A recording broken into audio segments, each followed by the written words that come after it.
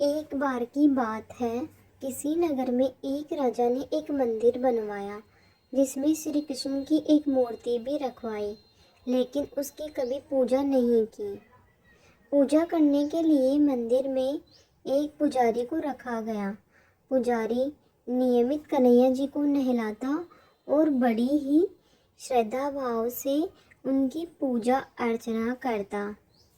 राजा भी रोज कन्हैया जी के लिए एक फूलों की माला भेज देता था, और जब वह दर्शन करने आता तो पुजारी उस माला को उतारकर राजा को पहना देता था।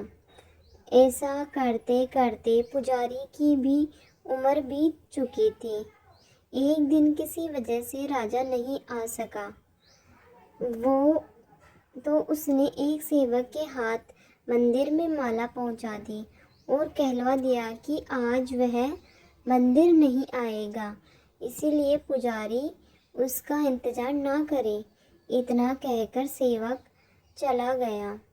पुजारी ने हमेशा की तरह कन्हैया जी को माला पहना दी, लेकिन जब शाम हुई तो पुजारी यह सोचने लगा, माला उतारकर किसे पहनाई जाए। उसने सोचा, क्यों न ये माला आज मैं ही पहन लूं। वैसे भी मेरी उम्र हो चली है, जीवन का क्या पता कब खत्म हो जाए। इतना सोचकर पुजारी ने माला उतारकर अपने गले में डाल ली, लेकिन इतने में ही सेवक आ गया और उसने बताया कि राजा की सवारी मंदिर में पहुंचने वाली है। राजा की सवारी आने की बात जब पुजारी ने सुनी तो वह डर गया। उसने सोचा कि अगर राजा ने उसे देख लिया तो वह तो मरवा ही डालेंगे। आनन फानन में पुजारी ने माला उतारकर वापस कन्हैया जी को पहना दी। जैसे ही राजा अंदर आया तो हमेशा की ही तरह पुजारी ने माला कान्हा जी के गले से उतारकर राजा को पहना दी, लेकिन माला पर लगा सफ़ेद बाल देखकर राजा समझ गए कि पुजारी ने यह माला स्वयं ही पहनी थी। बस फिर क्या था, राजा क्रोधित हो उठे और उन्होंने गुस्से में पुजारी से पूछा कि माला पर सफ़ेद बाल कहाँ से आया। तब राजा की बात सुनकर पुजारी डर गया और बोल पड़ा, ये तो कन्हैया जी का है। अब तो राजा को और भी क्रोधित हो गए, क्योंकि कान्हा तो भगवान है और उनके बाल सफ़ेद कैसे हो सकते हैं। इसीलिए राजा ने फरमान सुना डाला कि कल श्रृंगार के समय राजा खुद आएंगे और देखेंगे सच में तो कान्हा जी का सफ़ेद बाल है या पुजारी झूठ बोल रहा है। उन्होंने कहा कि अगर पुजारी ने झूठ बोला होगा तो उसे फांसी दे दी जाएगी।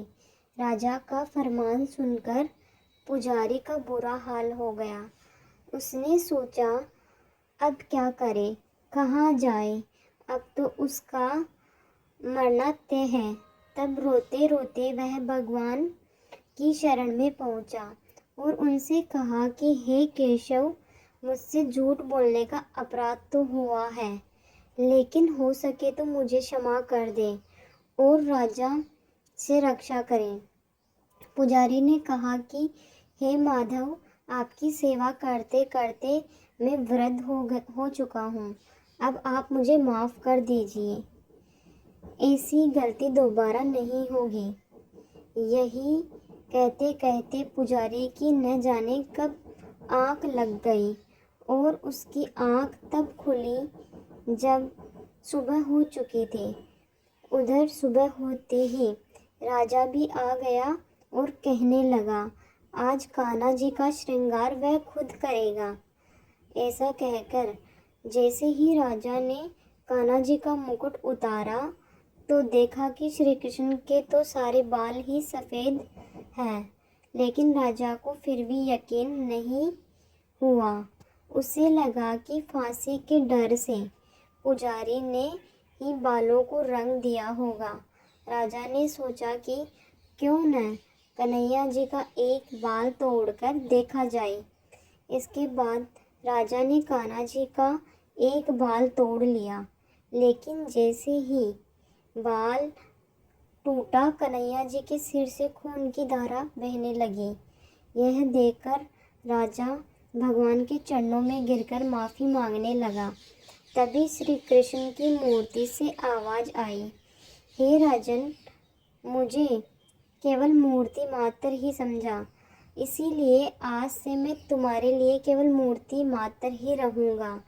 लेकिन पुजारी ने सच्चे मन और पूरी श्रद्धा से मेरी भक्ति की है, इसीलिए उनकी अनन्य भक्ति को देखकर मुझे अपने बाल सफ़ेद करने पड़े। कन्हैया जी ने कहा कि भक्ति में कभी भी संशय नहीं होना चाहिए और सच्चे भक्त की लाश तो मैं कभी जाने ही नहीं देता।